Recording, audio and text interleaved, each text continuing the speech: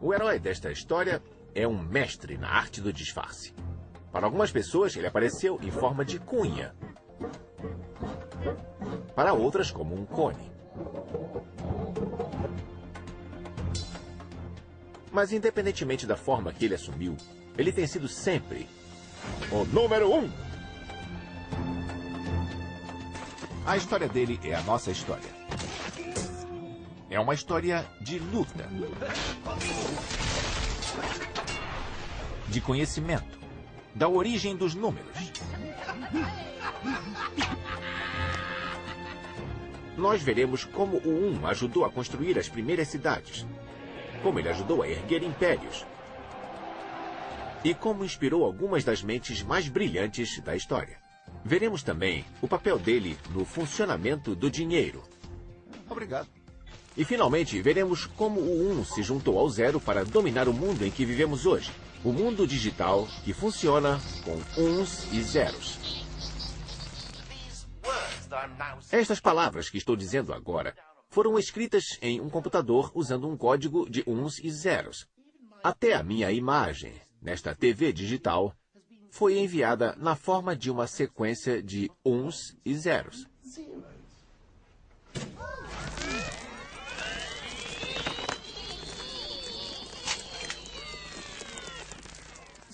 Então, como estes dois dígitos conseguiram dominar o nosso mundo? Nem sempre foi assim. Na verdade, o fato é que ao longo de quase toda a nossa história, o 0 simplesmente não existiu. É o 1 que realmente conta. A história do número 1. Então, de onde veio o 1? Sua história começa no início dos tempos. 3 bilhões, 42 milhões, 659 mil anos desde o dia em que o primeiro 1 primitivo rastejou de dentro da sopa primordial para a terra firme.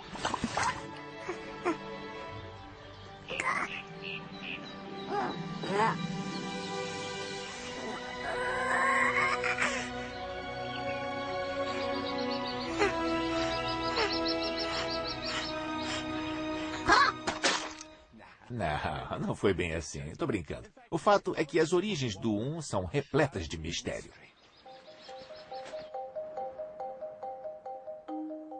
É um mistério que só nossos mais remotos ancestrais poderiam responder. Caverna pré-histórica. Em algum momento, um deles deve ter sido o primeiro ser humano a usar o 1 efetivamente para contar. Mas quando? Desde que o homem conseguiu fazer marcas em ossos, ele tem feito marcas em ossos. Mas e o indivíduo que fez marcas como estas 150 mil anos atrás? Será possível que ele estivesse contando? Poderiam estas marcas representar uma sequência de uns? Os especialistas dizem que, com base nas evidências científicas e arqueológicas, não fazem a menor ideia. Atualmente, o que eles têm certeza é que o 1 é bem mais jovem do que nós. Não foi até bem recentemente, meros 20 mil anos atrás, que tivemos a primeira evidência realmente sólida de que o 1 existia e que alguém o estava usando para contar. O nascimento do número 1. Obviamente, ele não tinha essa aparência quando nasceu. Naquele tempo, o 1 era apenas um risco em um osso. Este osso, conhecido como o osso de Ishango, foi encontrado recentemente no Congo. E veja, observe estes riscos. Sabemos que cada risco representa o 1. Como podemos ter tanta certeza? Bem, alguém devia estar contando, porque tem 60 riscos ao longo deste lado do osso e mais 60 ao longo deste outro lado. E na parte de trás estão em grupos de quantidades iguais. E não se pode fazer isso sem contar. O osso de Ishango pode ter sido um marco decisivo para a humanidade. Zoologistas dizem que outros mamíferos têm a capacidade de contar até 3 ou 4, mas não além disso.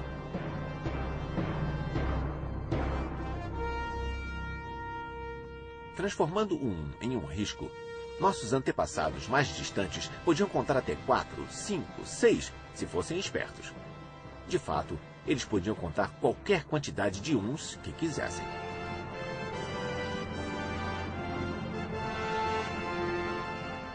Foi isso que nos deu vantagem sobre os leões e os tigres. Daí em diante, contar não tinha limites. O 1 estava se tornando um menino crescido.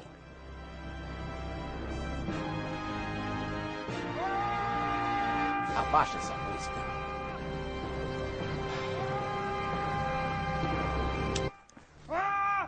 Obrigado.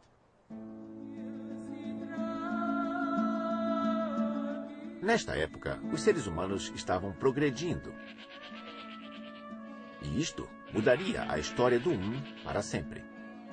Eles deixaram de morar em cavernas e começaram a construir suas residências, as casas.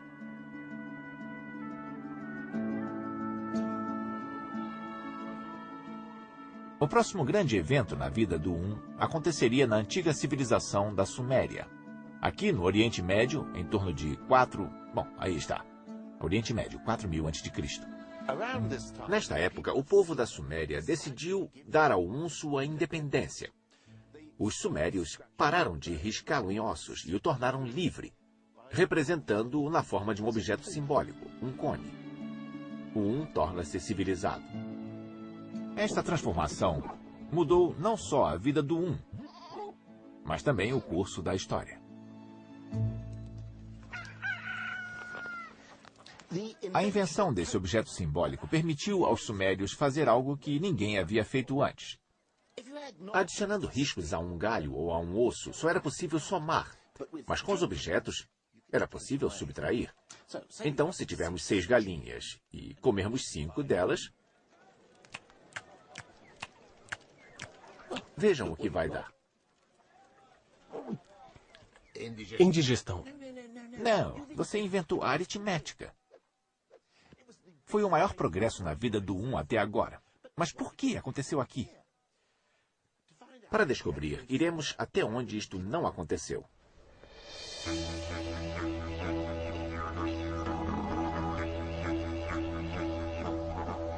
Conheçam os Walpiri do interior da Austrália. Este povo vinha tocando suas vidas por aqui há uns 30 mil anos, até um antropólogo chegar e perceber que eles não usavam números. As pessoas se interessam muito pelos Walpiri, porque no nosso idioma não usamos números. Temos uma palavra para 1, mas é só. Até recentemente, os Walpiri conseguiam viver sem usar números. Como foi que conseguiram este feito? As coisas que vocês fazem no seu mundo aqui são feitas de outra forma. Veja o velho Japal Jarri. Ele cresceu sem conhecer qualquer número. Olá, Japal Jarri. Quantas vezes já se casou? Uma. Quantos netos você tem? Muitos. Japal Jarri diz o nome de seus netos. O que ele não diz é 4, pois não faz parte do seu vocabulário. Muitos. Gerações passadas dos Walpiri não falam em horas exatas do dia, só da posição do Sol. Eles nem lidam com distâncias, porque suas terras não são mapeadas com números, mas com músicas contendo todas as informações que precisam. Estas músicas tradicionais, profundamente enraizadas na cultura deles, são fonte de grande orgulho nacional.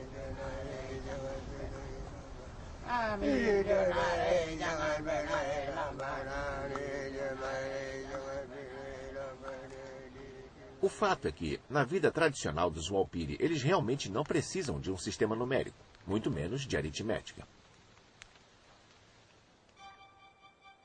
Então, por que, no outro lado do mundo, há 6.000 anos, o povo da Suméria sentiu a necessidade de transformar o 1 em um objeto e inventar a matemática?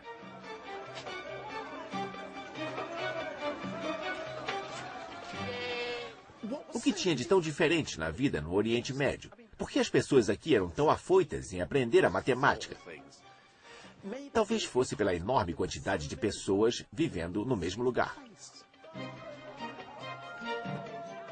Ao contrário dos Walpiri, os sumérios viviam em cidades, e estas precisam de organização. Grãos tinham que ser armazenados e distribuídos, e calcular quanto cada pessoa deveria receber exigia aritmética. Por isso, os sumérios transformaram o 1 em um objeto cônico. Este objeto tornava possível a aritmética necessária para avaliar a riqueza, calcular lucro e prejuízos e, talvez o mais importante, cobrar impostos. Sim, podemos culpar a vida urbana pela invenção da matemática.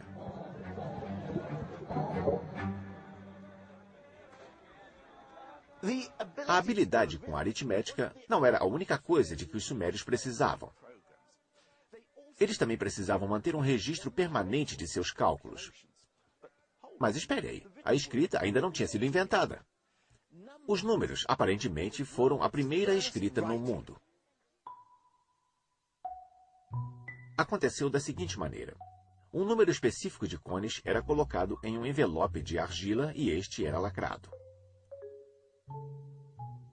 Mas após lacrar o envelope, como lembraria quantos cones ele continha? Um pequeno problema, é verdade. Mas espere um pouco. Eles pegaram outro cone e fizeram um número de marcas na parte externa do envelope, equivalente ao número de cones que havia no interior. Então, um sujeito esperto concluiu que, a princípio, não precisaria dos envelopes, e pensando bem, nem dos cones. Poderia apenas fazer as marcas em um tablete de argila e pronto. Teria um registro dos números. O conceito da escrita havia nascido. Os matemáticos sumérios agora eram capazes de manter registros permanentes de seus cálculos, e estes podiam se tornar mais complexos do que nunca.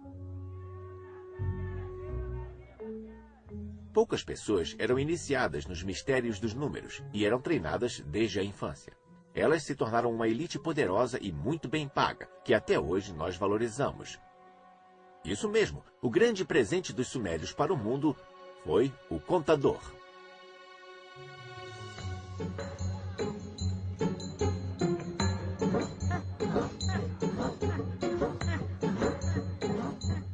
O número 1 agora era disciplinado e organizado como nunca. Tornou-se uma ferramenta poderosa, que poderia ser usada para construir impérios. Que foi precisamente o que aconteceu com o 1 na próxima encarnação. O número 1 se torna uma medida.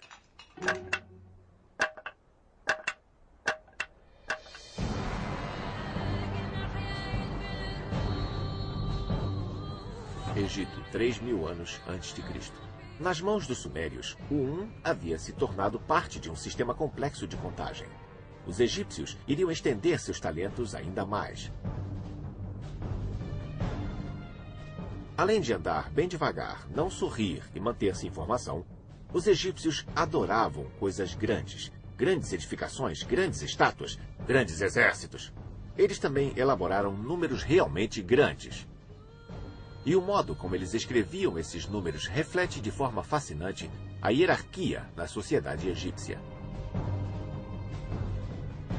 Primeiro vêm os números da escravidão, do dia a dia.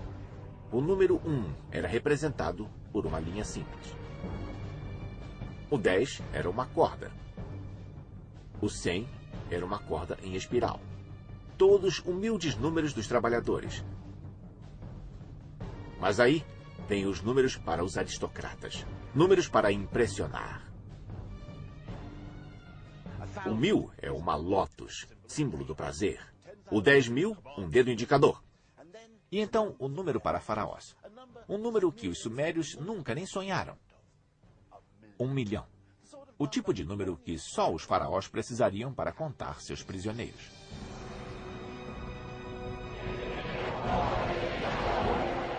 Foi o primeiro milhão da história. E o símbolo que usaram foi um prisioneiro suplicando por perdão.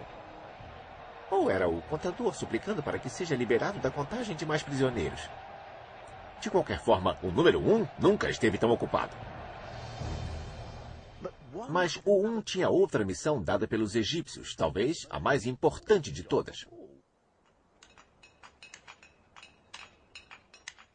Eles precisavam do número 1 para ajudar nos canteiros de obras. Os antigos egípcios eram construtores entusiastas, com um olhar bem afinado para a beleza. Mas não se podia criar lindas edificações sem medir com precisão. E não se pode medir com precisão a menos que se saiba a sua unidade de medida, ou seja, o que quer dizer quando se refere a um. Para resolver este problema, os egípcios fariam uma coisa que ninguém tinha feito antes. Eles definiram a sua própria versão do número 1. Eles se basearam na medida do braço de um homem do cotovelo até as pontas dos dedos, mais a largura da palma da sua mão. O 1 agora era conhecido como cúbito, a medida de tudo. A incontestável régua.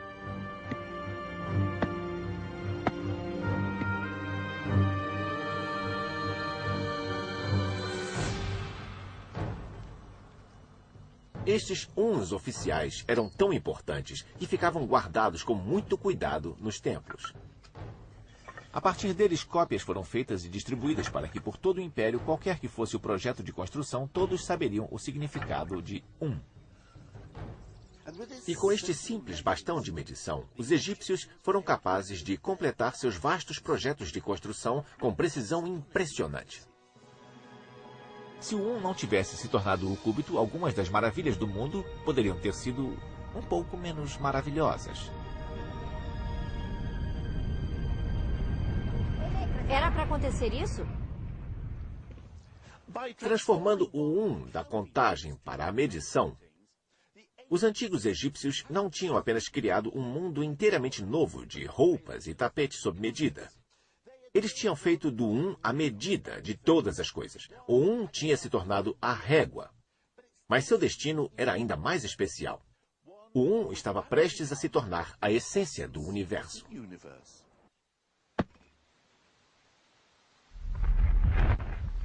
O número 1 se torna um deus grego.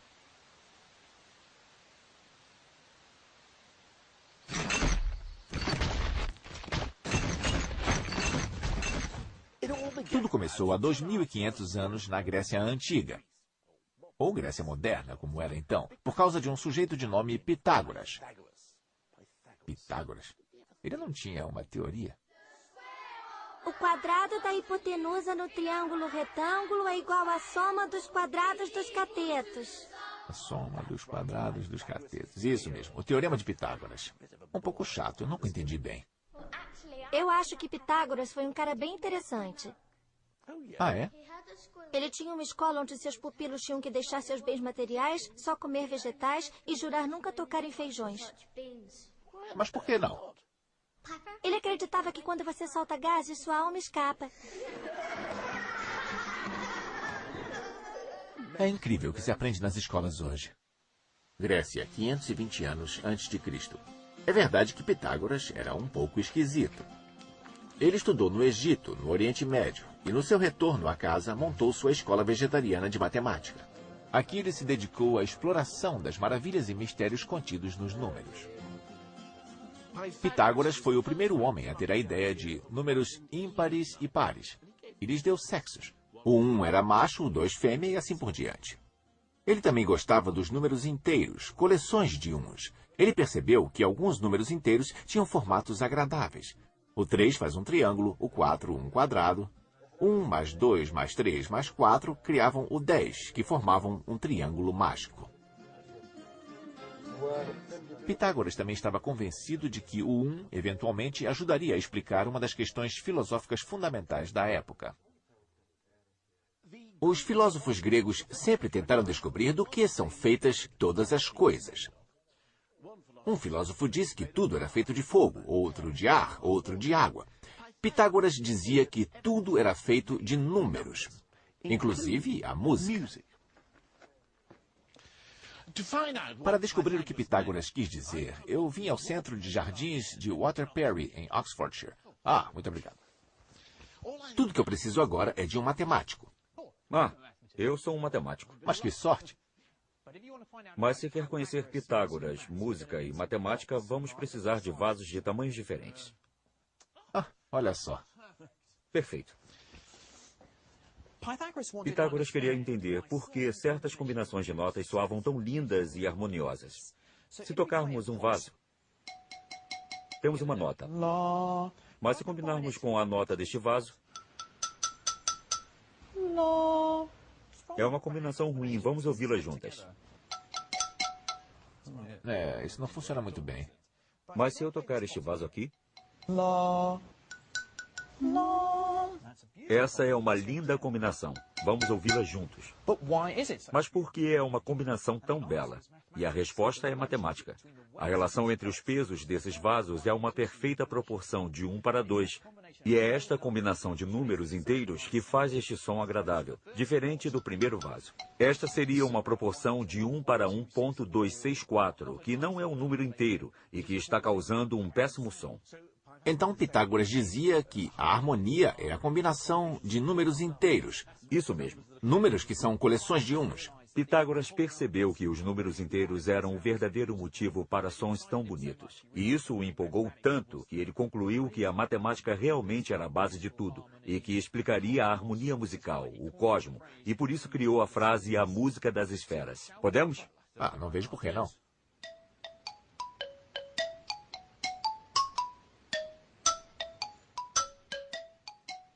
Se a beleza da música dependia dos números inteiros, então tudo dependeria, concluiu Pitágoras.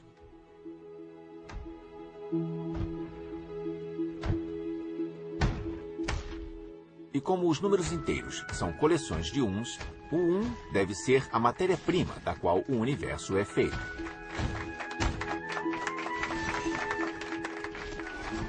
O número 1 nunca foi tão admirado.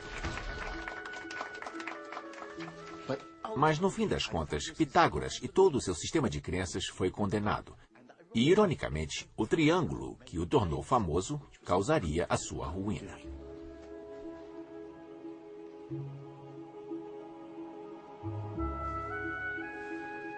Se o 1 estava no centro de tudo, deveria estar no centro de todo o triângulo, mesmo do triângulo retângulo com 2 lados iguais. A questão é que não estava.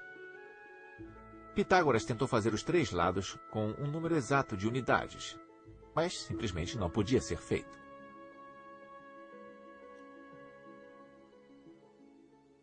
Quando um de seus discípulos tentou mostrar isso, os outros o afogaram. Todo o sistema de crenças de Pitágoras de que o mundo era feito de unidades era uma mentira.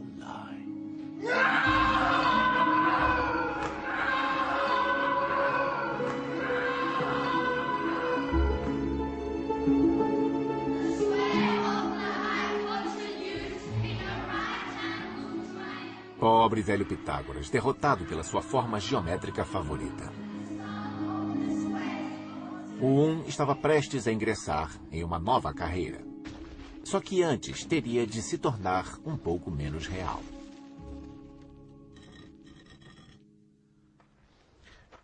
Como todos antes dele, Pitágoras não pensava em números sem que representassem algo real. O 1 não era 1 se não representasse uma cadeira, ou um passo, ou um apresentador de TV. Mas os matemáticos que sucederam Pitágoras se livraram dessas restrições. Arquimedes hoje em dia é famoso por ter sido o primeiro exibicionista, mas na verdade foi o maior matemático da antiguidade. Eureka! Eureka! Arquimedes adorava fazer jogos com números. Ele levou a matemática para um mundo inimaginável, porque nesses jogos ele deixava os números realizarem coisas impossíveis, como calcular quantos grãos de areia seriam necessários para encher o universo. E ainda que estes jogos matemáticos pareçam loucos, às vezes chegavam a resultados construtivos a ponto de nos beneficiarmos até hoje. Por exemplo, ele estava obcecado com o que aconteceria se pegasse uma esfera e transformasse em um cilindro. Qual seria a diferença entre as áreas? Eu, pessoalmente, não dou a mínima. Mas para Arquimedes, foi o momento de maior orgulho de sua vida quando finalmente conseguiu desenvolver a fórmula. E por mais que fosse um ato louvável de puro desafio matemático, no final das contas, acabou provando ser incrivelmente útil. Pois, graças a Arquimedes, mais tarde, cartógrafos a partir do globo fizeram um mapa plano. O 1 não era mais a essência do universo. mas estava ajudando a criar uma era de ouro da matemática teórica.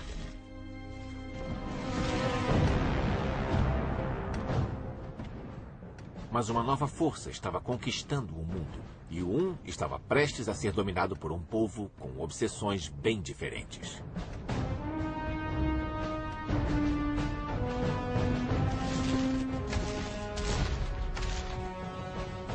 Arquimedes viveu em Siracusa, e quando os romanos invadiram em 212 a.C., ele estava no meio de um cálculo extremamente cativante. A verdade é que ele estava tão envolvido no seu trabalho que só conseguiu dizer: "Eu lhes peço, por favor, não interrompam isto." Talvez uma atitude não muito sábia.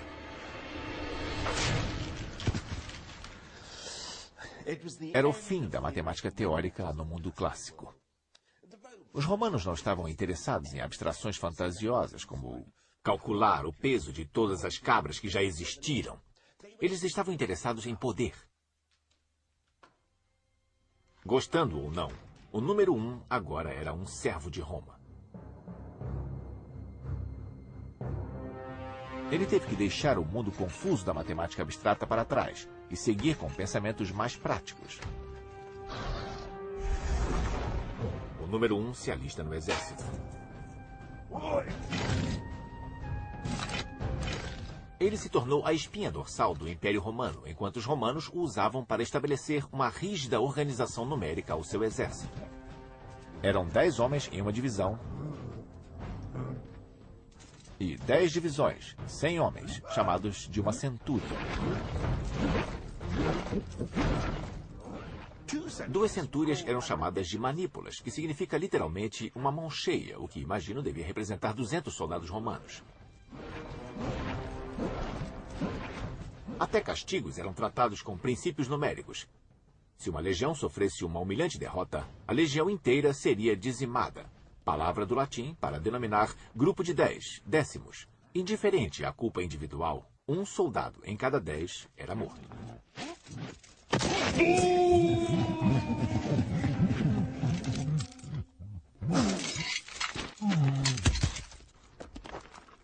O grande objetivo do mundo romano era manter as coisas em movimento. A matemática teórica não era para eles. Isso não me surpreende. Os algarismos romanos não facilitam em nada. Olhe para eles. Eles são apenas uma variação dos velhos riscos em ossos, com mais sofisticação, quando os números são maiores. V para o 5, X para o 10, C para o 100, até o símbolo deles para o milhão. Mas ainda é apenas um simples sistema de contagem. Bom para inscrições em tumbas, mas não o suficiente para lidar com as complicações da matemática teórica. Tente você escrever 1 bilhão dessa forma. Em algarismos modernos eu levo uns 8 segundos. Eu tentei. Em algarismos romanos levaria mais ou menos 16 minutos. Não surpreende saber que os algarismos romanos não eram usados nem em cálculos. Os cálculos tinham que ser feitos em uma tábua de contagem, uma das primeiras versões do ábaco.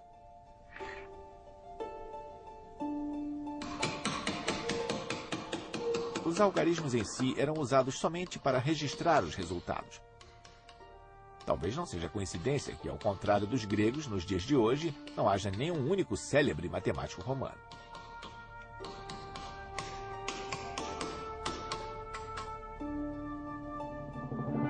Europa, com seu sistema numérico. Ao longo dos próximos 500 anos, toda a Europa, da Espanha até a Turquia, ficou sob o controle romano. E mesmo quando o Império finalmente tombou, seus algarismos ficaram de pé.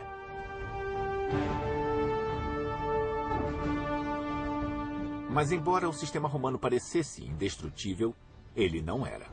Seu adversário veio do Oriente, mais precisamente da Índia, em 500 depois de Cristo, ou por volta disso.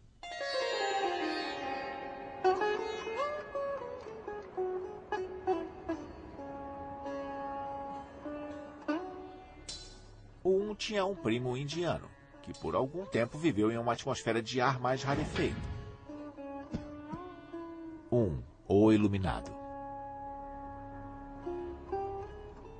Os indianos pareciam menos preocupados com organização militar do que com renunciar ao mundo e buscar a luz interior. Mas o Nirvana não está logo ali. Para alcançá-lo, era necessária uma jornada muito, muito longa e que levaria muito, muito tempo. E para transmitir este fato, os indianos criaram números estupidamente altos.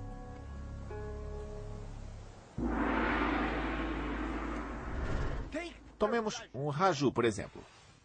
Um raju é a distância percorrida por um deus em 6 meses, se ele viajar 1 milhão de quilômetros a cada piscar dos seus olhos. Ou vejamos a palha. Uma palha é o tempo necessário para que eu faça um cubo de lã com 10 quilômetros de altura, se eu fosse adicionar um fio a cada século. Este aqui eu fiz mais cedo. Estes eram os números que poderiam ter feito o 1 se sentir bem pequeno, se ele não tivesse tido um pouco de ajuda dos amigos.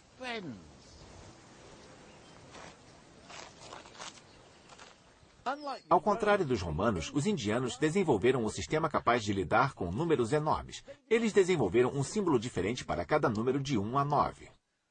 1, 2, 3, ou, se fizer isso rapidamente, temos algarismos arábicos. Não são arábicos, são indianos. Nós os usamos desde pelo menos 500 antes de Cristo. Ele está certo. Os algarismos que usamos hoje se chamam arábicos, mas o fato é que surgiram na Índia desde o ano 500 a.C. Mas há cerca de 1.500 anos, ou um pouco mais, se você assistir à reprise do programa, alguém teve uma estupenda, incrível, extraordinária ideia. A maior revolução dos números desde que os sumérios inventaram a matemática. Uma criação que mudaria o mundo. Eles inventaram um número inteiramente novo. E é aqui, no interior deste minúsculo templo, com 1.100 anos de idade em Gwalior, no norte da Índia, que está este novo número. E depois de uma viagem de 6.500 quilômetros, finalmente vou conseguir vê-lo.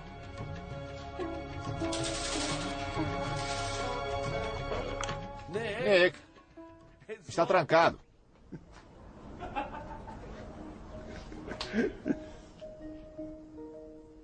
Então, esperamos. E enquanto isso, eu me perguntei por que este novo número não foi inventado antes.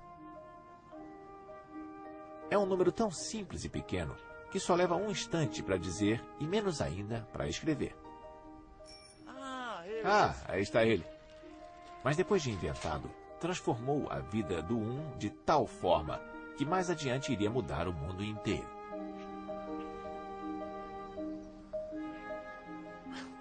Aqui está. O primeiro exemplo indiscutível da maior invenção da Índia.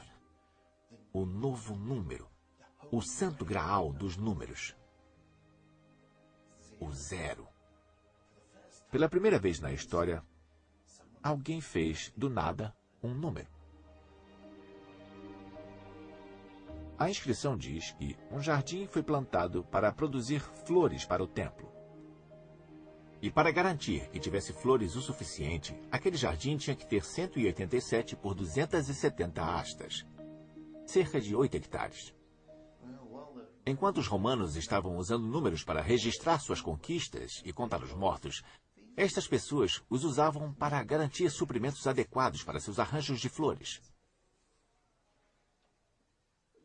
Pensando bem, para que tanto alarde? O que há de tão maravilhoso em inventar um símbolo que representa nada? Quero dizer que se alguém me perguntasse quanto eu tenho na mão, posso simplesmente dizer, não tenho nada na minha mão. Eu não preciso do 0 para fazer isso. Um 0 sozinho não era nada.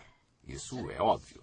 Mas quando se juntou o 0 com o 1, a mágica começou a acontecer.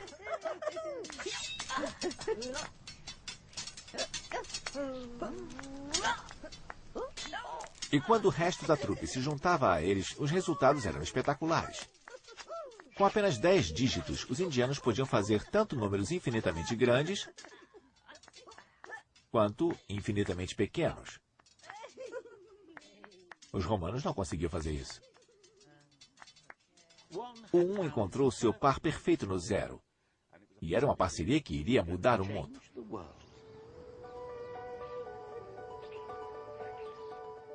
Junto com o resto do time, eles permitiram que a ciência indiana avançasse. Astrônomos indianos, por exemplo, estavam séculos à frente dos cristãos.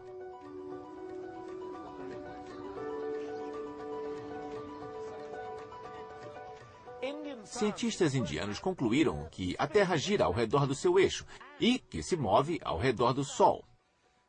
Algo que lá na Europa, Copérnico só descobriria 1000 anos mais tarde. Cientistas indianos também calcularam o diâmetro da Terra. E eles erraram por menos de 1% do valor real. Tudo isso foi possível por causa do 1, do 0 e o resto da trupe dos representantes numéricos. Eles eram uma sensação, e sua fama logo começou a se espalhar ao redor do globo. Mais cedo ou mais tarde, um conflito com os algarismos romanos estaria prestes a acontecer. Mas por enquanto, o 1, o 0 e seus amigos seguiram seu caminho através dos desertos da Arábia para enfrentar uma das sociedades mais sofisticadas da época, onde atualmente se encontra o Iraque. Bagdá, ano 762 d.C. Mate sua velocidade e não seu camelo. Quando o Islã tinha pouco mais de 100 anos de idade, Bagdá era governada pelo grande califa Al-Mansur. O califa desejava que seu povo vivesse de acordo com o Alcorão. Para tanto, ele montou cortes e juízes para aplicar a lei do profeta.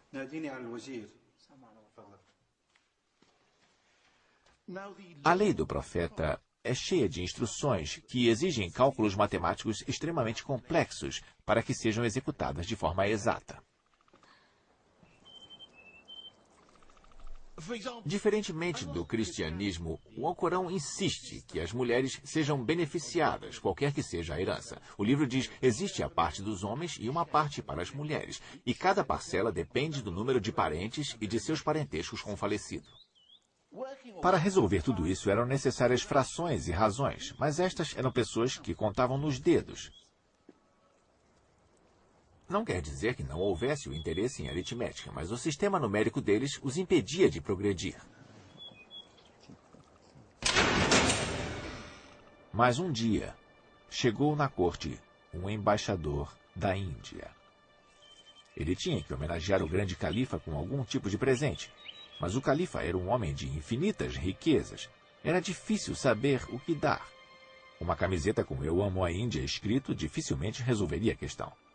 O embaixador, no entanto, tinha pensado muito sobre isto e decidiu dar ao califa a maior dádiva na qual ele poderia pensar: a dádiva dos números.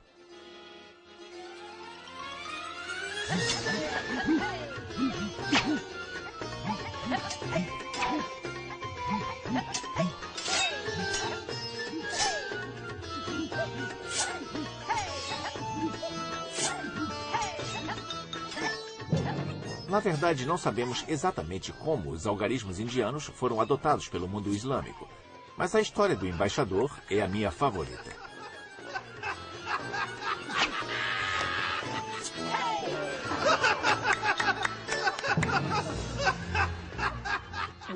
O que sabemos ao certo é que os estudiosos muçulmanos estavam impressionados com o 1, o 0 e o resto da trupe, e o mais famoso destes estudiosos era um homem chamado Al-Khwarizmi. Al-Khwarizmi. Al-Khwarizmi. Khwarizmi? Al-Khwarizmi. Al-Khwarizmi. Correto. Obrigado.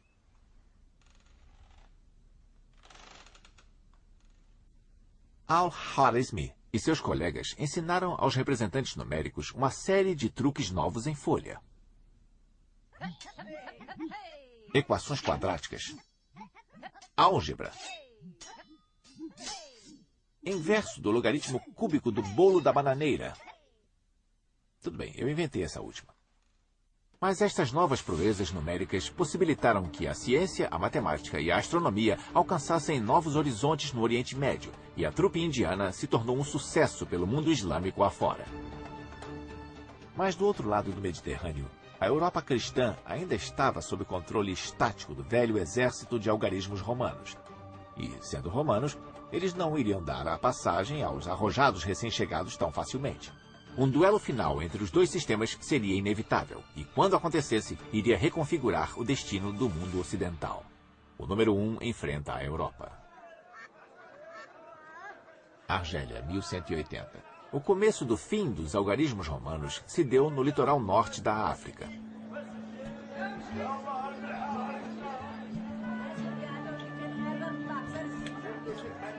Comerciantes muçulmanos foram rápidos em adotar o 1, o 0 e companhia nas suas transações comerciais.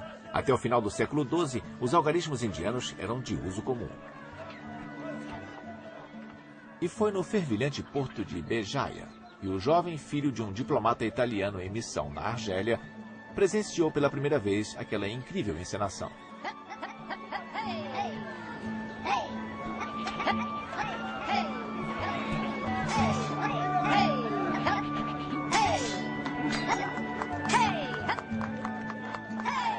Quando fui apresentado à arte indiana dos 9 símbolos, o conhecimento da arte logo me satisfez mais do que qualquer outra coisa.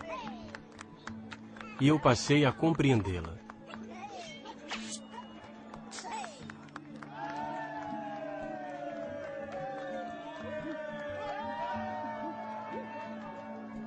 Aquele jovem era conhecido como Fibonacci, e ele ficou tão impressionado com os algarismos indianos que, quando ele cresceu, ele decidiu levá-los para casa com ele. Itália, alguns anos mais tarde. Em 1202, Fibonacci escreveu um livro sobre cálculos, com o título de... o livro dos cálculos. Ele hoje é considerado um dos maiores matemáticos de todos os tempos, e seu livro foi basicamente uma vitrine para os numerais indianos. Mas Fibonacci não era apenas um teórico de Torre de Marfim. Parte de seu livro dos cálculos era dedicada especificamente aos comerciantes, mostrando a eles o quão útil os algarismos indianos seriam no cálculo de seus lucros. Não exatamente um divisor de águas, você pode estar pensando, mas este foi um período em que o capitalismo estava começando a ser descoberto na Europa. O livro de Fibonacci era de leitura obrigatória.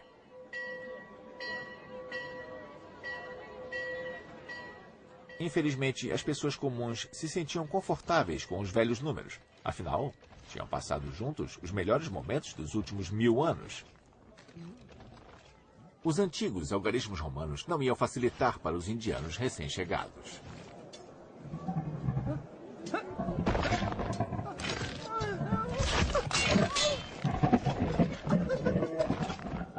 E não era apenas uma questão de tradição. O cliente mais comum tinha algumas boas razões para preferir o velho sistema. Por exemplo, muitas cidades medievais italianas tinham sua própria moeda. Então, toda vez que eu chegava em uma nova cidade ou em um novo cenário com figurantes e trajes, o que pode ser o caso, teria de ir ao banco de troca de dinheiro, ou banca, como chamavam. A banca era uma mesa de contagem, basicamente um ábaco com contadores. Os homens que as operavam, os banqueiros, tinham de fazer um juramento de que não iriam trapacear seus clientes. Se os magistrados descobrissem que ele estava me enganando, eles viriam quebrar a banca dele. Sua banca seria rupta, que é o termo para quebrada, e ela será declarada bancarrupta, que é de onde veio o termo bancarrota. Oi, quanto pode me dar por esses aqui? Eu vou querer esses aqui também. Está contando agora. Me tranquiliza ver que está usando números que me são familiares, que são algarismos romanos, é claro. Ele está usando este ábaco, ao menos eu vejo o que está fazendo. Eu ganho isso tudo, é? Claro, bom, eu agradeço. Bom fazer negócios. Mas e se eu decidisse ir para um dos espertos que usam a novidade dos numerais indianos? Olá, quanto pode me dar por isso?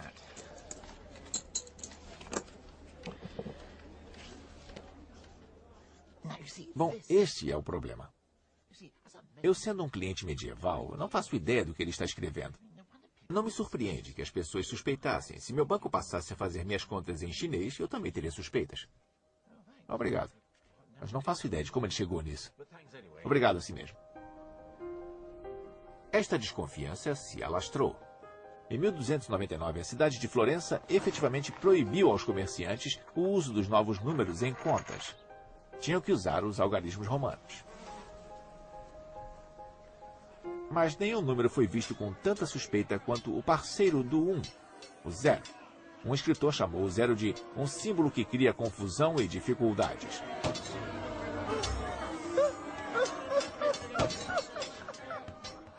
O 0 foi chamado de cifra e foi tratado com tanta suspeita que o termo se tornou nossa palavra para um código secreto. Criptograma. Mas os dias do velho sistema estavam contados. Eu suponho que possamos culpar a velha e boa ganância humana. Os tradicionalistas que lidavam com o ábaco e algarismos romanos nunca tiveram que calcular os juros de empréstimos, porque a Igreja Católica dizia que cobrar juros era pecado. Foi denominado usura. Mas com a reforma, as igrejas protestantes eram mais aliadas aos negócios e a objeção cristã ao capitalismo parecia estar desaparecendo. Por isso, neste novo ambiente de empréstimos monetários, cobranças de juros, quem provaria ser mais útil? Os algarismos indianos ou o ábaco? Bem, vamos descobrir. À minha direita, um matemático de primeira. À minha esquerda, uma abacista de primeira. Supondo que eu empreste a alguém 10 libras, a um juro de 0,5% ao mês, quanto ele irá me dever no final do ano? Tudo bem? Prontos? Apostos? Já! Kimi é abacista desde os 15 anos e está usando o moderno modelo Soroban. Assim como no século XVI, ela está arredondando seus números ao longo da contagem. Vamos torcer para que ela consiga o primeiro lugar. Marcos está usando papel e caneta e está trabalhando com surpreendentes 12 casas decimais. Ele mora no norte de Londres com sua adorável esposa e 3 lindas crianças. Ele não é grande, mas é muito esperto. Ah, a Kimi já tem uma resposta. Diga, Kimi. Qual a sua resposta? 10 libras e 60. 10 libras e 60.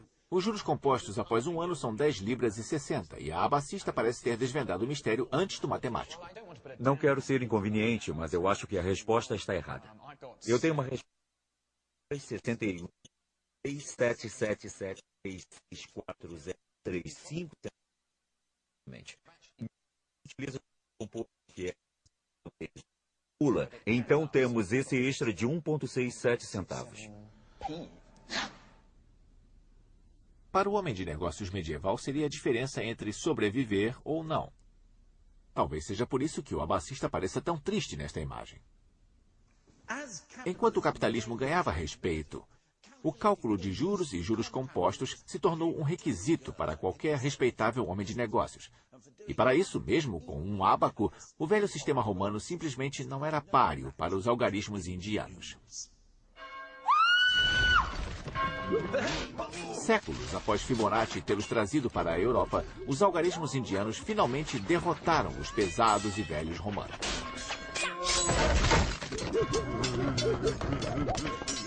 Eram rápidos e versáteis, e com a liderança do 1 e do 0, simplesmente se mostraram melhores no trabalho em equipe.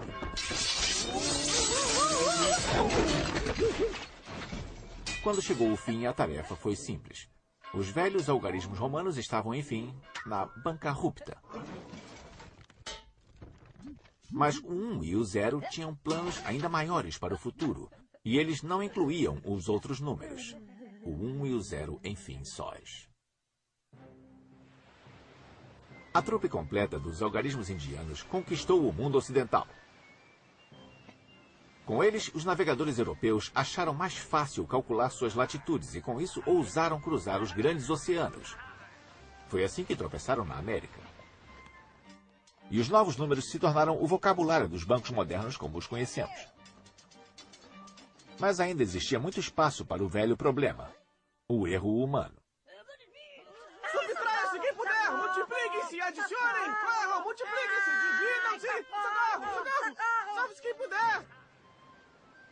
Colombo achou que tinha chegado ao Japão, quando de fato tinha chegado às Índias, a meio mundo de distância. Ele havia cometido um erro. Humanos erram. Mas o homem estava determinado a mudar isso. Tudo aconteceu em torno de 1600... é por aí. Alemanha, por volta de 1679.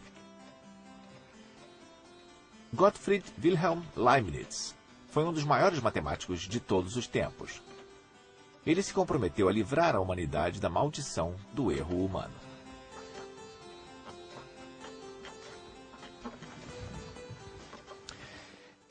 Tentando fazer isso, Leibniz inventou algo que ainda nos afeta todos os dias de nossas vidas.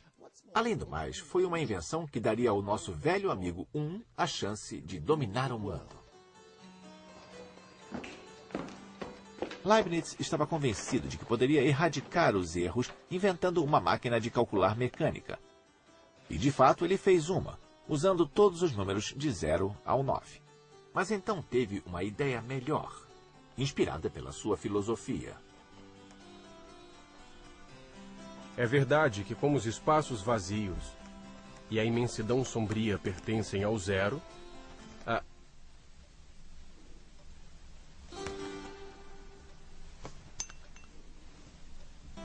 assim sendo, o Espírito de Deus e sua luz pertencem ao todo-poderoso número 1. Em outras palavras, parafraseando Leibniz muito livremente, o universo é um pouco parecido com um queijo suíço, o que alguns de nós suspeitavam há muitos anos. Os furos são tão importantes quanto o queijo em si. Então, para construir o mundo, é preciso de algo, o velho e bom número 1, e também muito de nada, que é onde o zero entra. Leibniz estava convencido de que o 1 e o 0 eram os únicos números que alguém realmente precisava. Com estes dois números, ele afirmou que poderia alcançar todos os sonhos matemáticos e, melhor ainda, eliminar o erro humano. Então, se livrou dos outros números e desenvolveu um sistema usando somente uns e zeros, denominado de sistema binário. Espera um minuto. Como era possível expressar todos os números utilizando somente o 1 e o 0?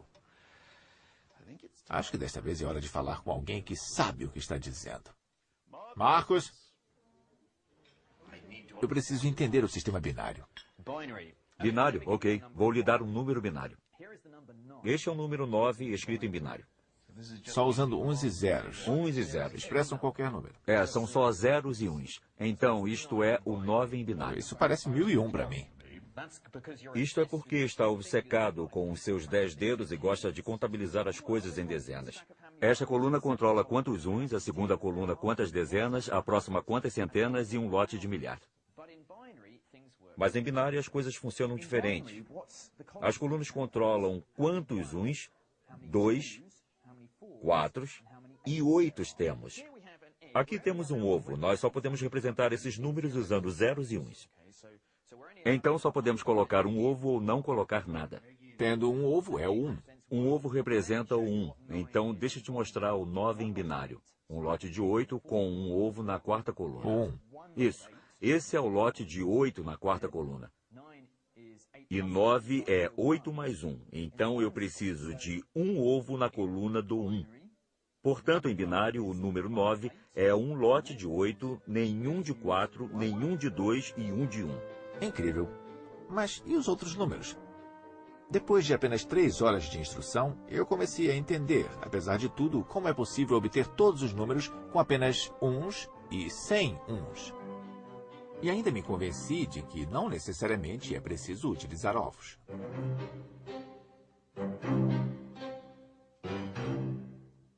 É um sistema mecânico. É bem mecânico somar uns e zeros, por isso é perfeito para uma máquina, pois ela não está preocupada com o tamanho que os números podem chegar. Ela é capaz de trabalhar com números bem grandes, ao contrário de nós. Ela está interessada em uma forma eficaz de somar números, por isso as máquinas adoram utilizar o sistema binário. E Leibniz projetou exatamente esta máquina binária. Só que a dele usava bolas de metal que caíam em buracos, em vez de ovos em taças. De agora em diante, erros seriam uma coisa do passado. A era digital parecia estar pronta para assumir o controle do mundo. Infelizmente, ele nunca a construiu.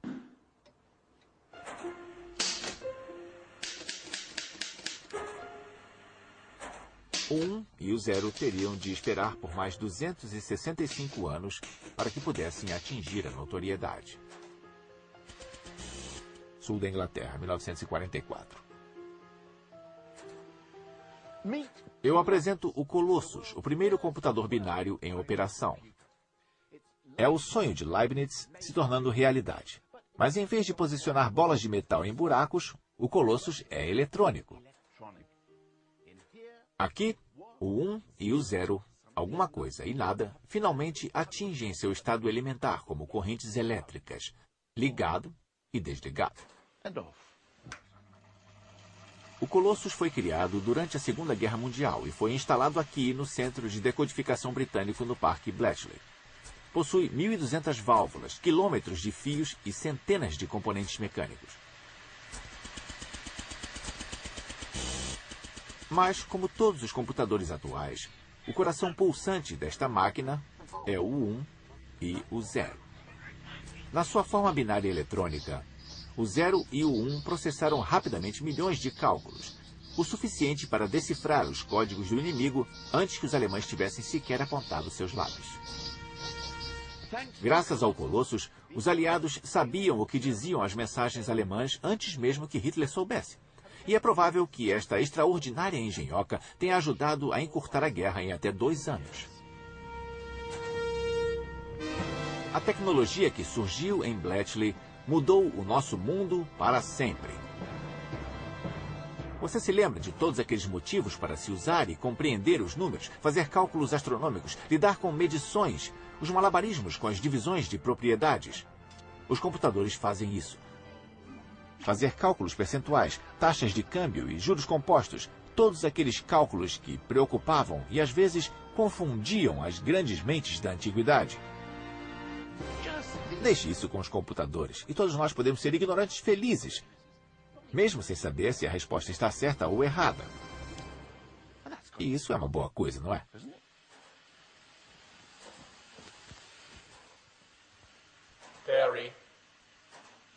Terry, onde você vai? Você não está me abandonando, está, Terry? Terry? Na era dos computadores, todo o nosso mundo funciona através de uma sequência de uns e não uns, dos nossos extratos bancários e laudos médicos ao código de barras em cada lata de comida de gato que eu compro. E os outros números podem ser jogados no lixo da história. O 1 e o 0 são tudo de que precisamos. A velha dupla dinâmica deu a volta por cima.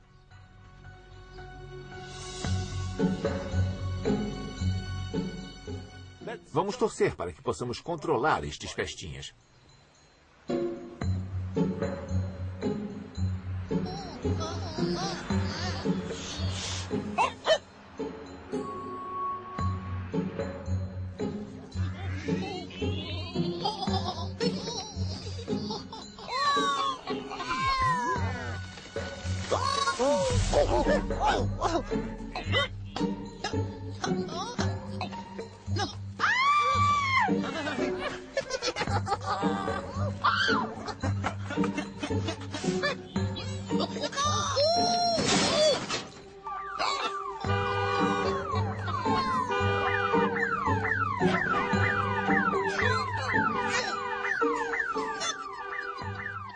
O 1 esteve aqui.